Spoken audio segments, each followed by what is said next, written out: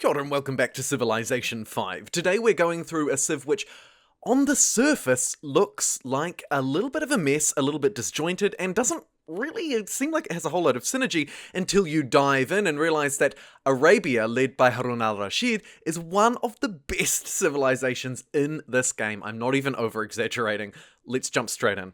So, what does Arabia do in Civilization 5? Well, the ability does depend on which version of the game you're playing, actually. So, in Vanilla and God and Kings, it's slightly different to in Brave New World, but fundamentally it's basically the same civ, except for the Brave New World version has some alterations for religion. I'm going to operate this video under the assumption that you have Brave New World, but if you don't stress about it because it is quite similar. So, what does Arabia do? Well, Ships of the Desert is the unique civ ability. It gives your trade caravans an additional 50% range. Your trade routes spread your home city's religion twice as effectively, so there's a religious thing going on. And finally, your oil resources are doubled. At the surface, it doesn't sound like a lot. I mean, you can feel there's a trade thing going on with the extended trade range, but I mean, what? Extra religious pressure, some extra oil? Who cares?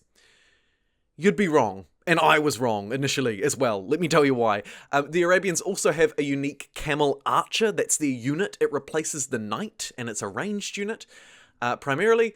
And they have a unique building called the Bazaar, which replaces the market. So it's a very early on unique building. Again, you look at those two things, you might think, oh, replacement to the market, not very exciting. Wrong. You might think, oh, Camel Archer, I mean, we've got a chariot earlier in the game, who cares? Again, possibly slightly wrong. Let's delve in. So, for starters, what is the deal with Arabia's ability? Very clearly, by giving you extended trade caravan range, by the way, in the vanilla game it was just +1 gold per trade route, by giving you double oil, and by allowing you to spread your religion twice as effectively from the home city.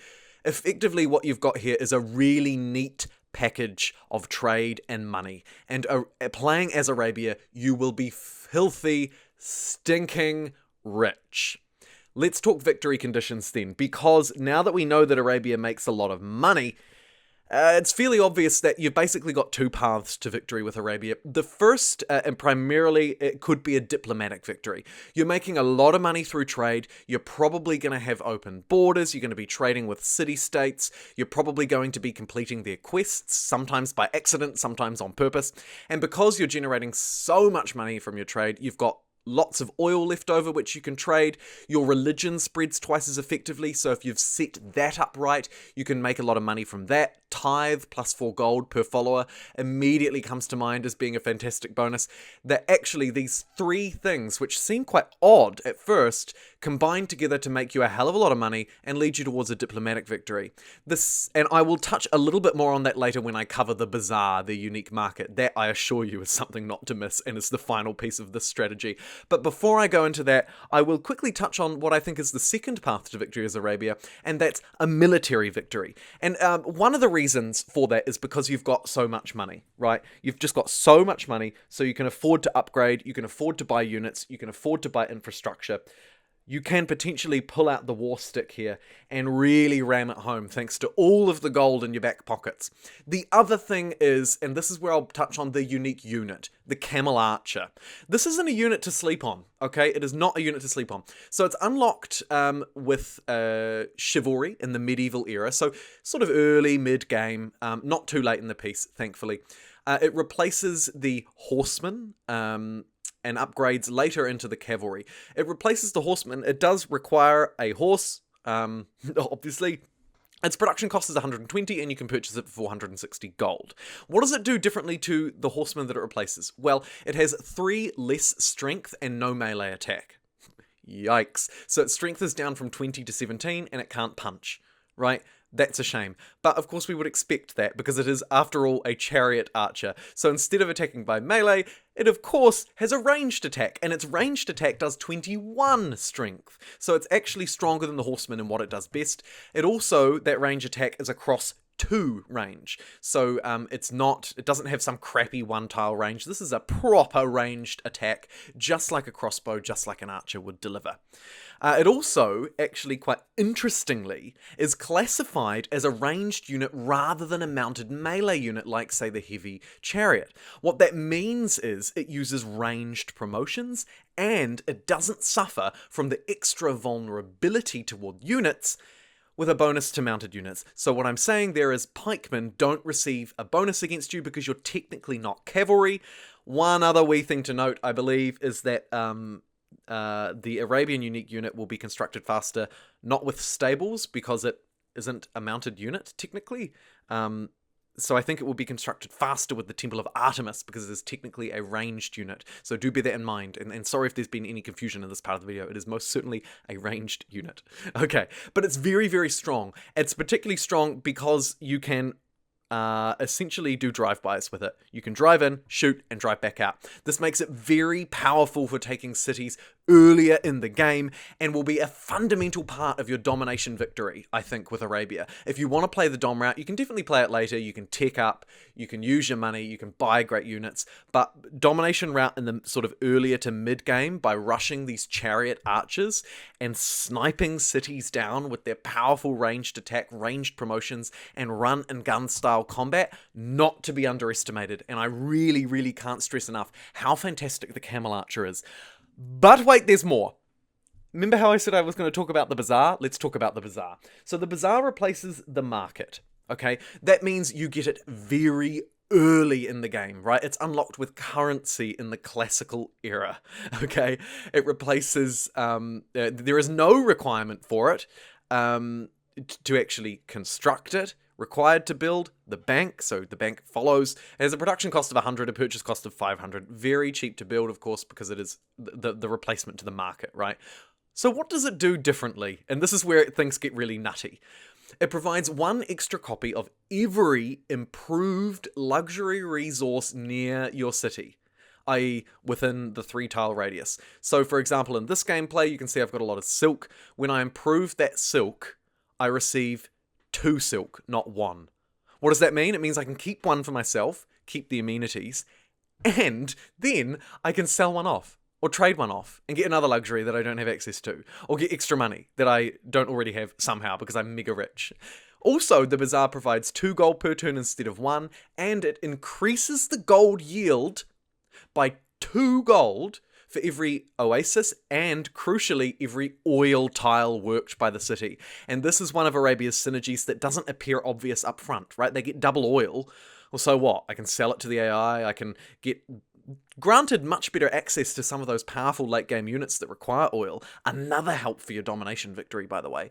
You know, that's really helpful. But what's even more helpful is that whenever you work the oil, you're getting +2 gold from it, thanks to the Bazaar, which I'm assuming you're going to have built in all of your cities, because if you don't, well, you might want to rethink that, because it is really insanely good. I can't stress it enough. And I hope that after describing all of this, and also just quickly mentioning that Arabia does start with a desert start bias, so you're going to have access to those oases, you're going to have access to oil, your Camel Archers are going to be able to run across open flat land very quickly and snipe cities down.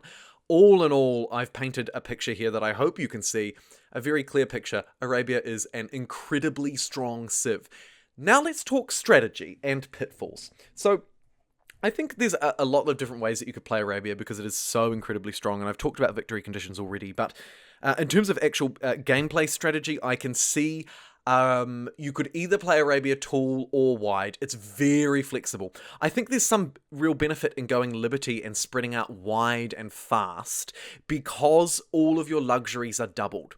So if you spread out wide, you capture quite a few cities. You really focus down on those luxuries because 1 equals 2. So you want to try and get as many unique luxury resources as you can, because each unique luxury is more valuable to you than what I've got here, which is 1,000,000 silk, right? Because every 1 becomes 2, so you can have 2 silk and 2 pearls and 2 whatever, you know, instead of stacking up on the same one.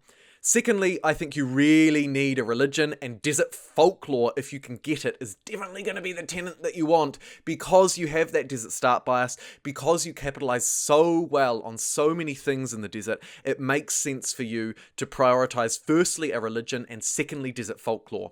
Finally, I think the key part of your strategy with Arabia, and a pitfall that I see all the time and I suffer from myself, is not focusing enough on trade.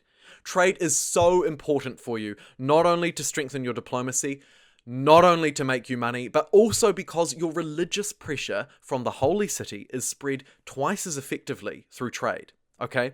What you can do is bombard enemy religious cities with trade, and actually flip them without the need even for religious units. I'm not even joking. If you bombard the enemy with trade routes, whether they're a religious enemy or a city-state that you're trying to convert or whatever, you will do wonders.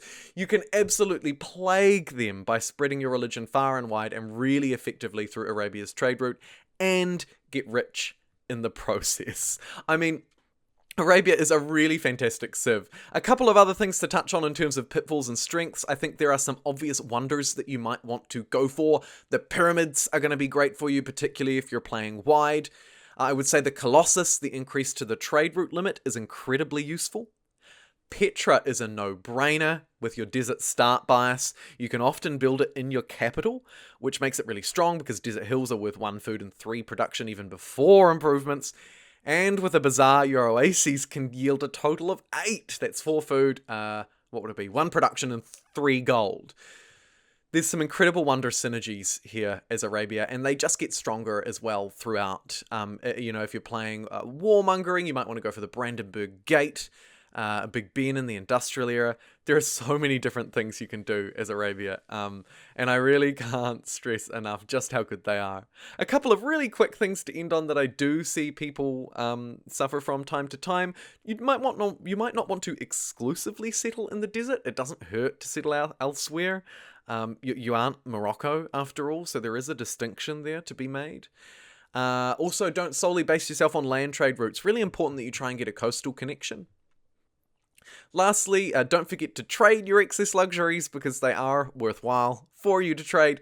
And also, just one other really quick thing for the start of the game, don't forget to research animal husbandry because camel archers require horses. So you're going to want to find those horses fairly quick, smart, and if you're planning on spreading out far and wide, you're going to need to know where they are. That concludes my Civ 5 guide for Arabia, one of the strongest economic powerhouses in the game, who can also very easily fall back on their war stick or a diplomatic win to take the victory. Thank you so much for watching. If you did enjoy it, please consider subscribing. Why not join us? But I know a lot of you are already subscribed, so thanks so much, team. I appreciate you guys. I appreciate all the likes for the YouTube algorithm, and until next time, I'll catch you then.